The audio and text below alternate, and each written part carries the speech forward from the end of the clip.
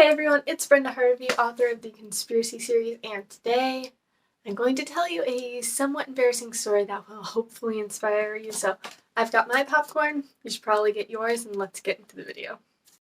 Okay, moving on from popcorn. So I could not read until I was in 3rd grade. As in, I just could not read. Just like, I saw letters and it was just symbols and it was just confusing. And, like, until 2nd grade that was fine because I could just get a book like this and look at the pictures during silent reading time and, oh, what's this?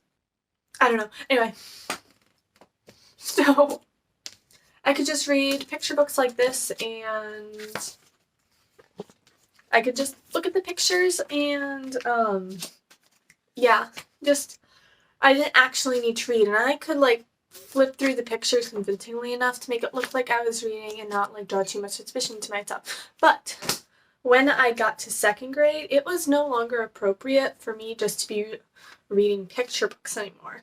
Everyone else is reading, like, I don't really have a great example of these books, but, like, people were reading these books. So, like, they still had pictures, but it was a lot of words, and I did not enjoy this because, like, a kid wants to just flip through this, especially, like, when you can't read, and it was not a good time. And in 1st grade, I even asked another kid at silent reading time to read a book to me.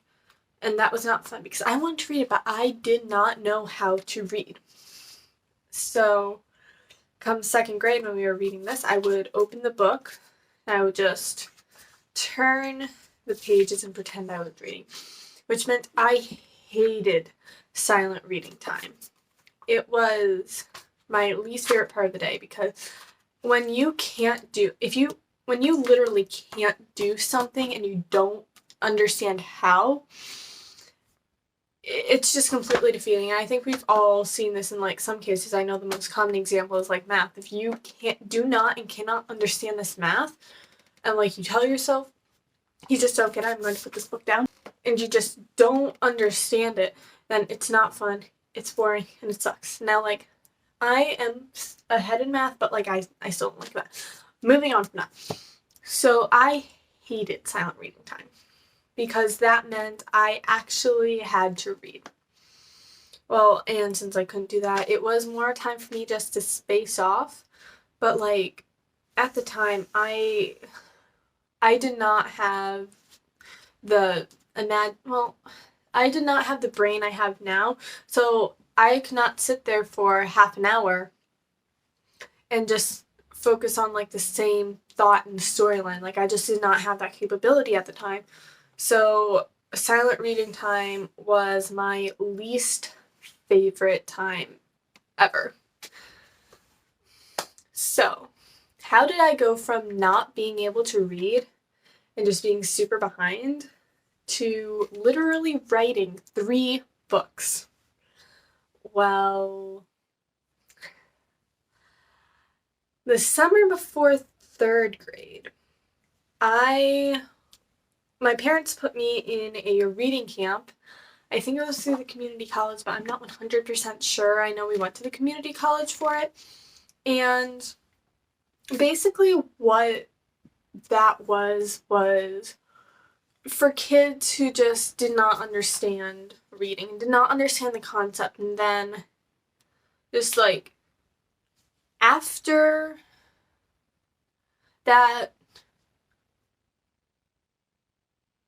those 6 weeks, because what it was is you would go, like, 1 day a week, so I think this one was, like, Thursday, so I'd go every Thursday for 6 weeks.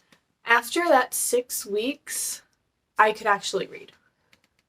And so, like, I was reading in that class The Chalkbox Kid, The Cricket in Times Square, Junie Bloom, I don't remember remember what. But yeah, those books. And I could actually read another thing about that camp is it was kind of like school in that you would have like a reading thing that you had to complete by the time you got back. Normally it was only like a couple pages, and a lot of it we would do in class just because so many of us were challenged with reading, or like me just did not understand reading. But after that camp, I could read, and I read biographies religiously.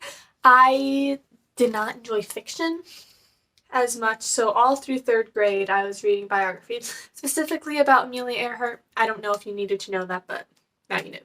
Now you do.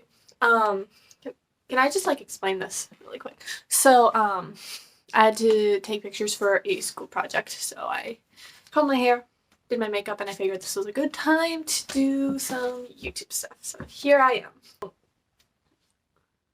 Once I could read, I just kept reading. And then in 4th grade, that's when I actually started to understand math, but that's a different story. I started to read more fiction. And then by 5th grade, I tried to start Harry Potter. I got bored at the beginning of the year. And then at the end of the year, I picked it back up again and finished the last book when I was in 6th grade. That's irrelevant. But yeah, this story is just to tell you that even if you are challenged in something, you can still grow and you can still do very well. So if you don't think you're a good writer, then you can become a good writer. If you think that you just can't do something, then you just need to find the right program. You just need to find a way to figure it out. Like, you do not need to be good at everything, but some things you just need to do and you need to understand. Like, unfortunately, math. But reading. You need to know reading all your life. So to that person who's probably not watching this video,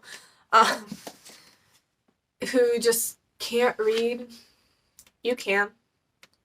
Just try. And find a program, and you don't need to be trapped in this cage of not knowing. Because if you want to know something, figure it out. You cannot just sit and wonder what could be if you could do this thing. You can't just say, oh, that's for other people, I'm just not like that. If you're interested in something, then do it. Just do it. You have no excuse. Until next week, I'm Brenda Harvey, author of the Conspiracy series. Please like and subscribe to my channel. Buy my 3 books, The Conspiracy, The Lead, and The Killers, if you would like to. You don't have to if you don't want to, but I do talk about them on this channel, so it would be helpful for you to have read them, and then you won't be mad at me for spoiling my books. And check out my website. I'll update you on that. That's all linked in the description, I hope. And I'll see you next week. Yeah. Okay, bye. Ooh, that's a cute one.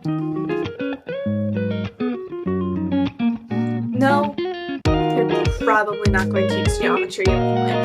If you become like an engineer and that, yeah. Anyway, in reality, you're probably not, but it teaches critical thinking skills while I'm preaching about math.